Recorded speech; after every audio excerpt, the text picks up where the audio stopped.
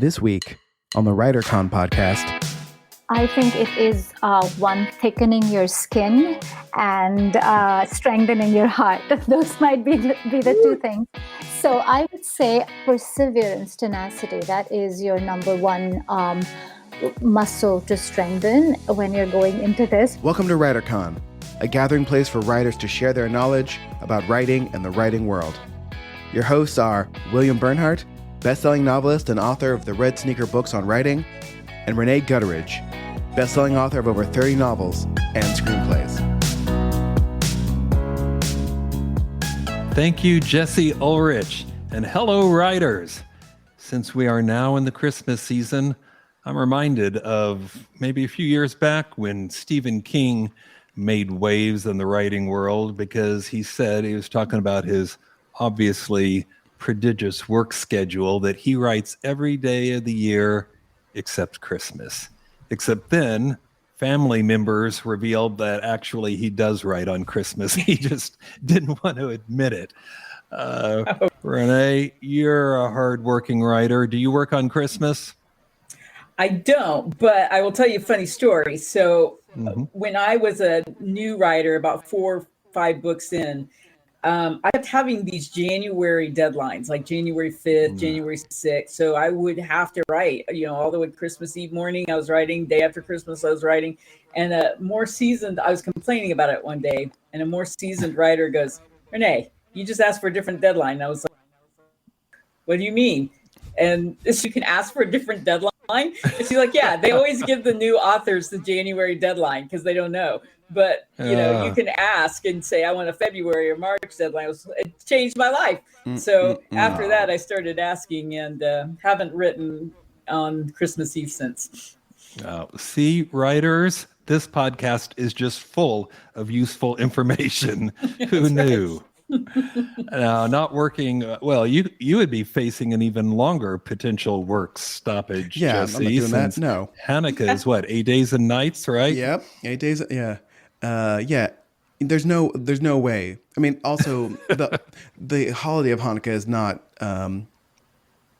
as ritualistic as other Jewish holidays are, so there's not a, normally for the high holidays, for Rosh Hashanah and Yom Kippur, there are requirements not to work and to not go to school and go to temple. Hanukkah doesn't have that thing to it. It's more of just a festival of remembering the time when we, kicked someone's ass for once. So, and invented guerrilla warfare at the same time. So, cool. So I definitely work during Hanukkah for sure. Okay, am I the only one who always seems to get a lot of writer-specific gifts like pencils and fancy pens at Christmas time? What about you guys? Do you get writer gifts? My husband gets more writer gifts than I do. He loves those fancy pens. He's a musician. What? I don't know. He has them on his list. Those real heavy pens, whatever that brand is. The fancy pencil company. I looked those up. Those are expensive. Yeah, they are. They come in this. He's got a ton of those. Let's see. This is my pen of choice. The Pilot G2. Oh, that's a good pen. I like. Yeah, those. good pen. So I always get a package of those. People like to get me fun writer mugs. They know that it has to be high quality though, man. No cheap porcelain. I mean, it's got to be the high end, heavy. It's got to have the right handle. They know. But dishwasher safe, right? But that's right, dishwasher safe, exactly. And but the coffee is critical to the writing, so this relates, right? Yeah, for sure. Absolutely. For sure. Yeah, I don't think people know what to buy podcast producers, so I just get a random assortment of things. Something techie. That's right. Yeah, I would know where to start. Yeah, just give me a Amazon, Best Buy, or B&H Photo gift card. That's what you can get me. The safe move. All right, our guest today is Sonali Dev, who writes Bollywood-style love stories that explore universal themes. She's a USA Today best-selling author, and her novels have been named Best Books of the Year by Library Journal and NPR and The Washington Post and others. Her new book is called The Vibrant Years, which has been praised all over the place, including by Mindy Kaling, who called it, and this is a quote, a joyful and fun read. about a group of underestimated women demanding respect and embracing their most authentic selves. I can't wait to talk to her about this book. But first, the news.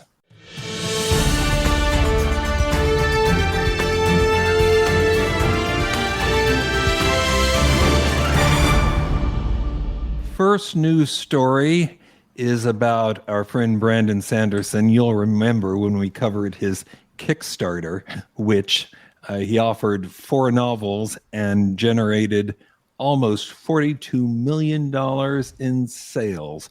Well, just recently it was announced that Tor Books, a traditional science fiction publisher, and usually Brandon Sanderson's publisher of choice, has announced release dates for what they're calling the commercial editions of those same 4 books that he offered through the Kickstarter.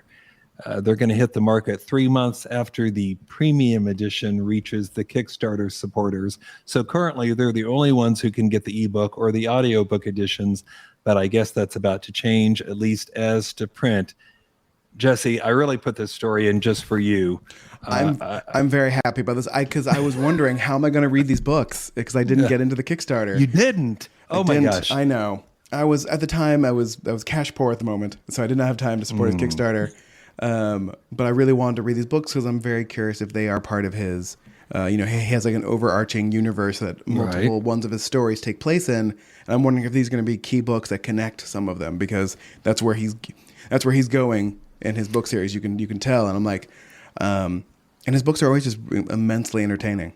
So are we creating like a second-class readership here? The people who are walking around with the crummy Barnes & Noble editions instead of the snazzy Kickstarter editions? For past books, he has released afterwards like very fancy, like leather-bound versions of the books for people who like that sort of thing.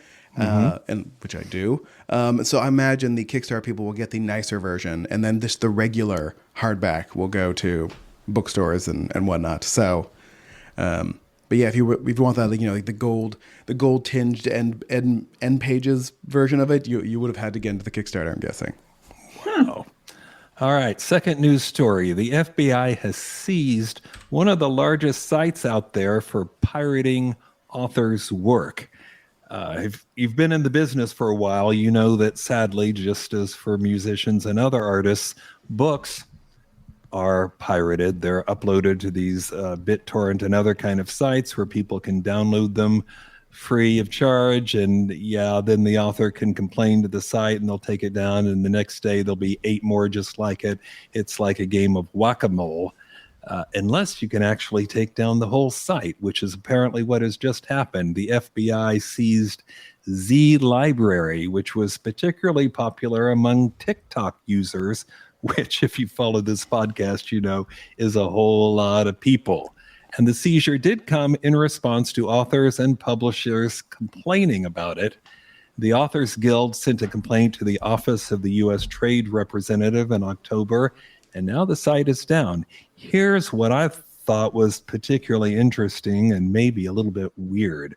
The Authors Guild CEO, Mary Russenberger, said, here's a quote, "While we are heartened by the takedown and the resulting reduction in harm to authors, we are not unsympathetic to the plight of those college and other students who have perhaps felt forced to resort to such illegal pirate websites and other free sources of textbooks to help them manage the extremely high cost of higher education." I mean, I get that college is expensive, but it's almost like she's apologizing for not letting people rip off authors' works. So, Rene, I'm going to turn to you. You've got a college student in the family. Does this resonate with you at all? Totally does. I understand it. I understand all the pirating. I'm just kidding. I've actually got kids in college. Too. I do not endorse pirating. Nobody should do it. I think it's hilarious. I think Mary must have college students. I mean, when you're at college, it is so intense and the books are so outrageous. That's true. It is really a racket. And, I wish somebody could figure out how to help college students with their books. That would be great. And while they're at it, maybe help with tuition and fees and all the other things that make it almost impossible, right?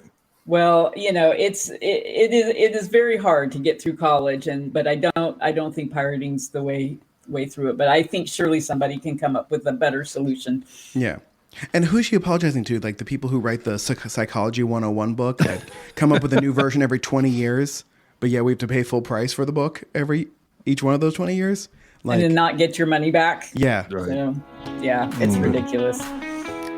All right, we've got a great interview for you today, so Jesse, let's get crack-a-lacking. Sonali Dev is a best-selling author of many heartwarming books, and her new novel, The Vibrant Years, is her first book from the new imprint from Mindy Kaling called Mindy's Book Studio, which publishes fresh, vibrant, and binge-worthy reads from emerging and established diverse voices. This should be on the radar of all the writers out there potentially looking for a publisher.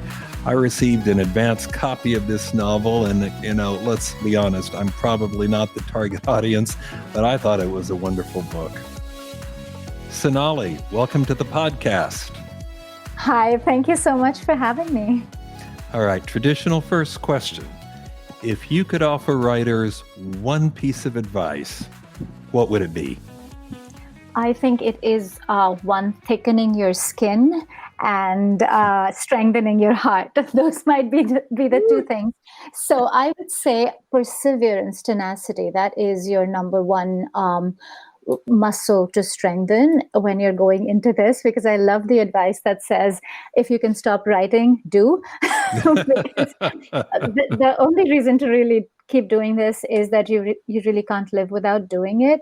Right. And if you love it that much, you have to be okay with all the voices that are going to tell you that there's no space for you here, because that's what's going to happen at the start. So you really, really have to cultivate that belief in yourself and the belief that what you have to say is important, to a point where when everyone tells you that's not the case, you hang in there. And in the end, when you work on your craft enough and you hang in long enough, you will have a chance to tell your stories. That's terrific advice. So tell us about your new book, The Vibrant Years. So I think of The Vibrant Years really as everything I have ever wanted to say about being a woman. It's the story of 3 generations of women on the modern dating scene. So a grandmother and a mother are helping the youngest part of this trio to design her dating app that's based on self-discovery. And neither one, well, she has never dated. And so she ropes her hot grandma and her recently divorced mother into helping her research dating apps. And I think what's important to me about all of this is that I think the modern dating scene is such a great metaphor for how far women have come. Because when you think about how my grandmother's generation picked partners and made life choices and how my daughter's generation does it, I mean, if there's ever a paradigm shift in the distance women have come, that about covers it. Oh my goodness. That's so great. That sounds like a fantastic story too. So is that where you got your idea from, just from watching or thinking through the generations of dating, or did it come from somewhere else? How did this all come together? So all my stories are like this mess of seeds, right, that have been thrown inside my head and that all kind of germinate together and become this one tree. And there's really no, it's too chaotic to bring down to one source of inspiration. But I think one of the pieces was that thing that when I think about my grandmother's life and I think about my daughter's life, that distance feels like such a great way to explore what our journeys have been like and what is now available to us and what it actually means in terms of what we can do with it. And if it actually means that we automatically know how to live our best lives. And the answer, of course, is no. We still have to do work. It's just under different circumstances. So that was one piece of it. Another piece of it that was really important to me was was writing a woman of a certain age, because one of my protagonists is a 65-year-old woman. And all I have seen in fiction is this very tropey kind of grandmother. So either she's this body, piss and vinegar, Right. older woman, or then Collapse. she's this font of wisdom and warmth, right? And that's a half person. Like, that is not a whole person. And so for some reason, as we get older, our wholeness seems to be taken away from us, and we're made into these little tropes and thrown on the page. So I really wanted to explore a woman who hasn't lost her desire to do things, her desire to grow, her desire, period, and I wanted to write the kind of older or getting older woman that I plan to be, that I'm pretty sure all my friends are going to be, and my mother was, my grandmother was. So it was. I wanted to explore, that difference in what happens to us as we cross generations, and how we deal with it, and how we can feed each other and stand on each other's shoulders, I think, in that process. Sounds like a terrific premise for a book. Hey, Sonali, I read that your first literary work was a play about mistaken identities actually performed at your neighborhood Diwali extravaganza in Mumbai when you were 8 years old. True story? Absolutely true story. And I'll say that wasn't even my first, that's not my debut. My debut was probably me telling my dad stories when he tucked me into bed when I was a baby. So he loves to tell this story where, he would try to tell me stories when he tucked me in, and I never let him. And I was the one who told him stories when I went to bed. So I was doing my storytelling pretty darned early, I think. Well, that would have taken a lot of the weight off Dad at bedtime. Didn't work that way at my house.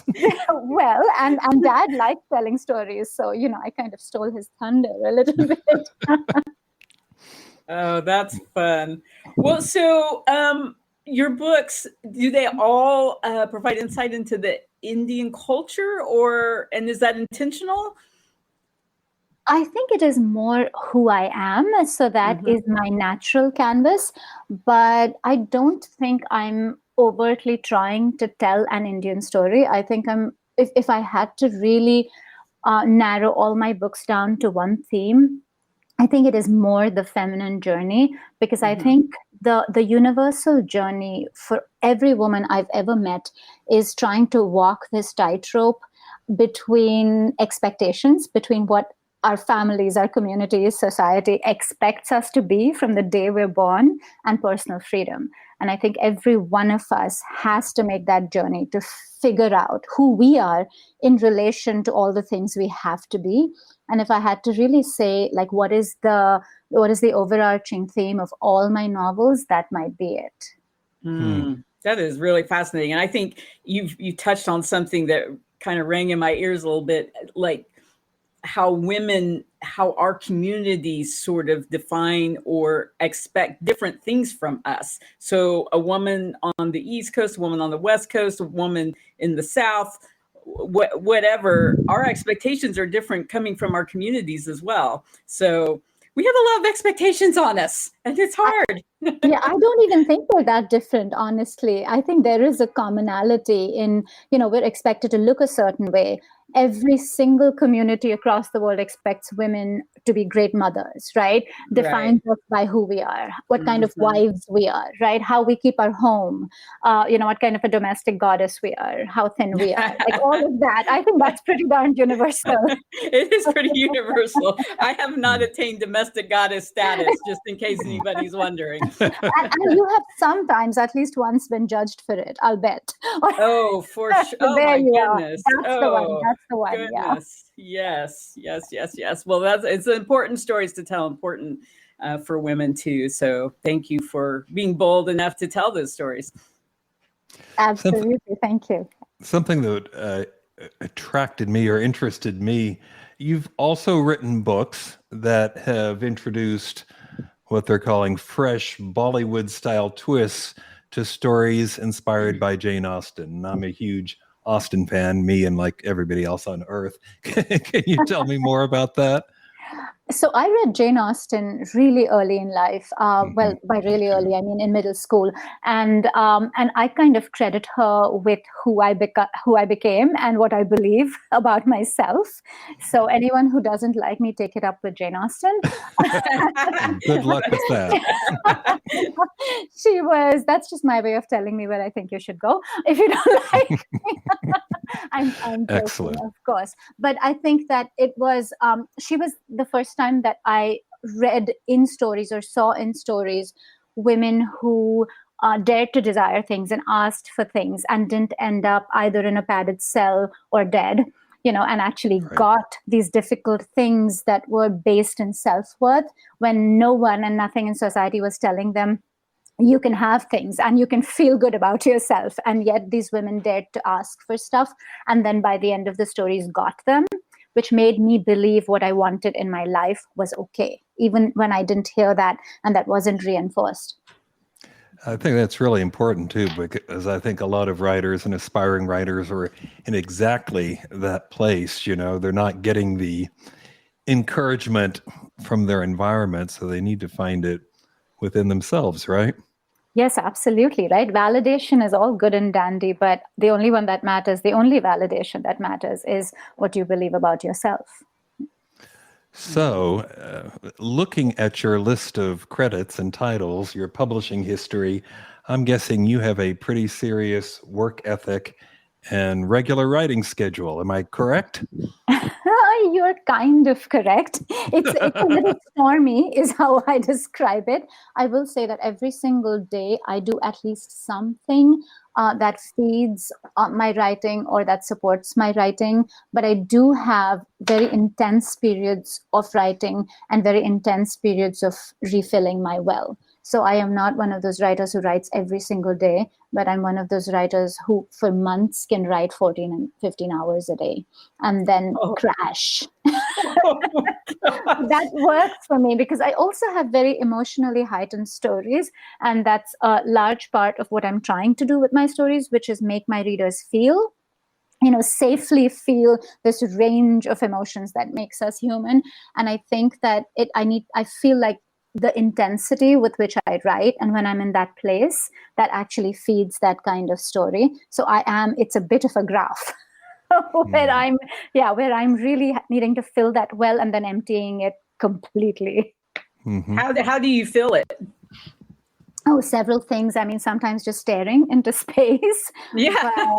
But yeah, I mean, reading other stories, living, traveling, cooking, just being, and just knowing, just listening to how my brain is feeling, because my brain I have learned to recognize how when I lift weights, how my body feels, that's how my brain feels on the inside, to kind of figure out when it's ready for more and when it needs to rest. That's so important. I think you've really touched on something that I would love for our listeners to hear, is that every writer is unique and every writing system that we put together for ourselves is unique. And what works for one person, I think people are like, oh, I have to get up at 5 a.m. like such and such author and work, except for I'm not a morning person. You have to put it together for yourself. You have to listen to your creative instincts and what works best for you. And it sounds like you've done that, and probably it's taken a few years to figure that out.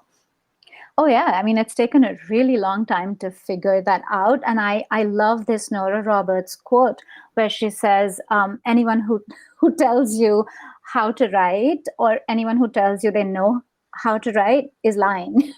Or what to do, because there is no one thing that applies to everyone. But I think that everyone can tap into understanding their energy levels and understanding what works for them.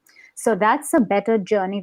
Your time is better spent figuring yourself out than trying to understand what works for someone else and, imitating that. Absolutely. Wise words. I love it. I love it.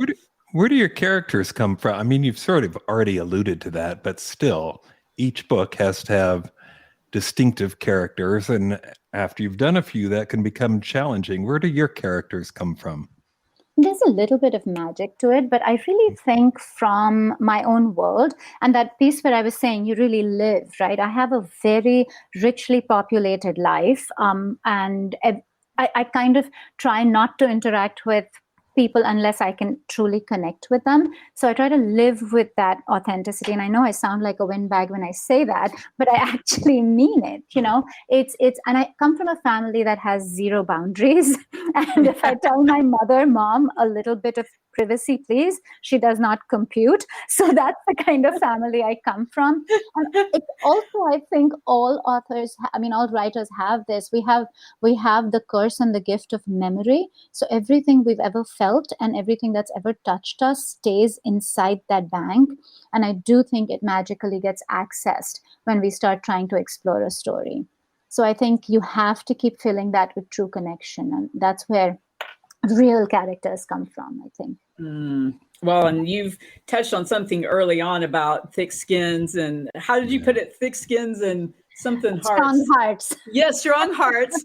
And yet at the same time, we have to have soft hearts as we tap into all those memories. It is a delicate balance. My friend and I, who is also a writer, we're talking about like there needs to be workshops on the emotional well-being of writers, right? Because if you don't take care of that, you really can go off the rails in many ways.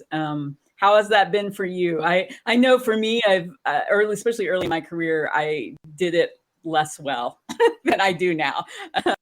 How about for you?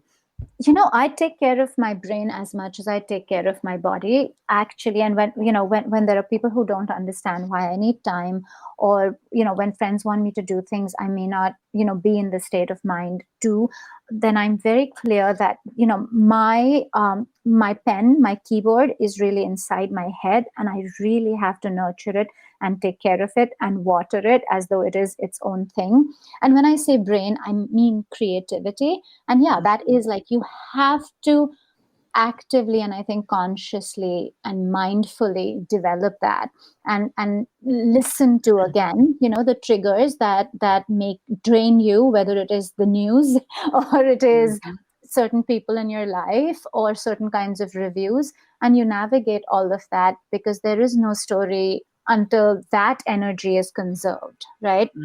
So like you, it has taken me time to get there, but I work on it every single day. As much as I go to the gym, I also work on, how I'm feeling, what it means, what's going on inside my head. So good.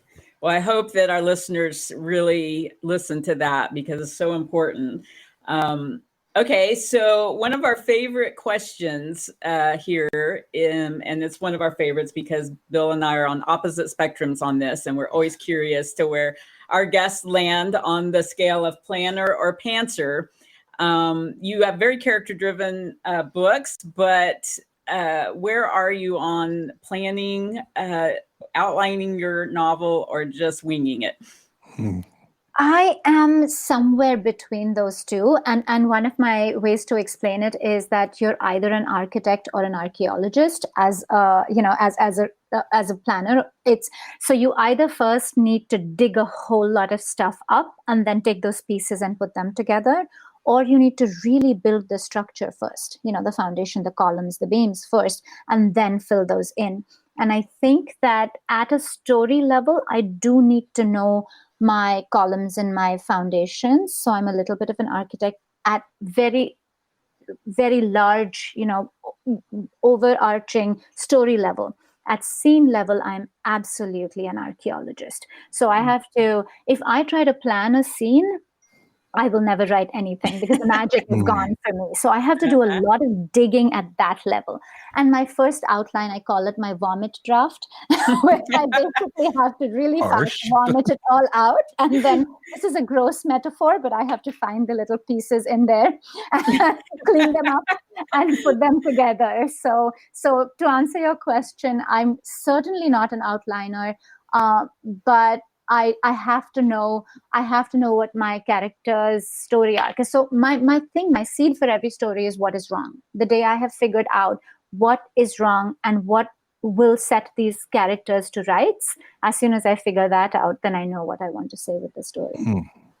I love that. Forget pantsers and planners. Let's go with architect or archaeologist. Absolutely. We're stealing that now, and we will be referring to that. Pantser always seems like a little weird anyway, but we didn't have another term for it. So now we do. And we may even use vomit. Who knows what's going to happen here? But it's all yours. It's all we'll take it and go with it. Well, Vibrant Years is getting great applause all over the place, Mindy Kaling and others. So congratulations. Yeah. What are you going to work on next?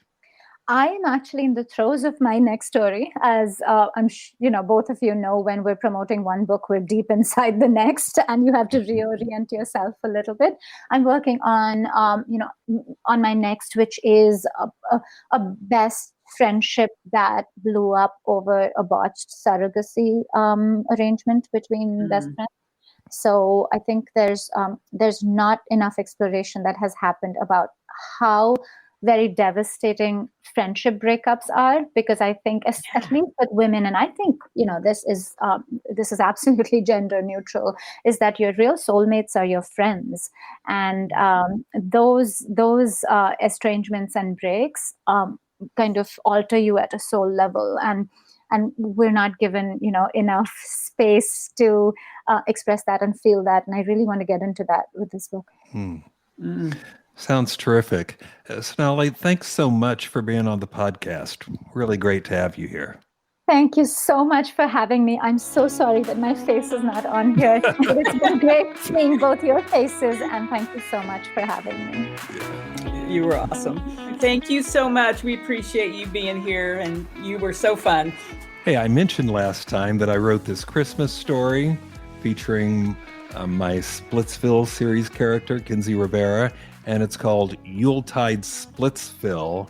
In case you're wondering why I gave it this bizarre name, it's because many, many years ago, I wrote a Christmas story with my first ever series character, Ben Kincaid, and that's at a time when all the books had justice in the title. So this, of course, was Yuletide Justice. So see, there's some parallel symmetry, continuity, and of course, they're all available as downloadable short stories on Amazon, as is the book Christmas Tapestry. Came out last year. I've got a short story in it, and so do several other wonderful writers like John Woolley and Kenneth Andrus and Betsy Kulikowski, who, of course, in the years since that book came out, has become a #1 best-selling author. So, hey, check out Christmas Tapestry.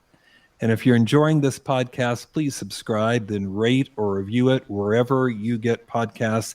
It does make it easier for new listeners to discover us, all right? Until next time, keep writing. And remember, you cannot fail if you refuse to quit. See you next time.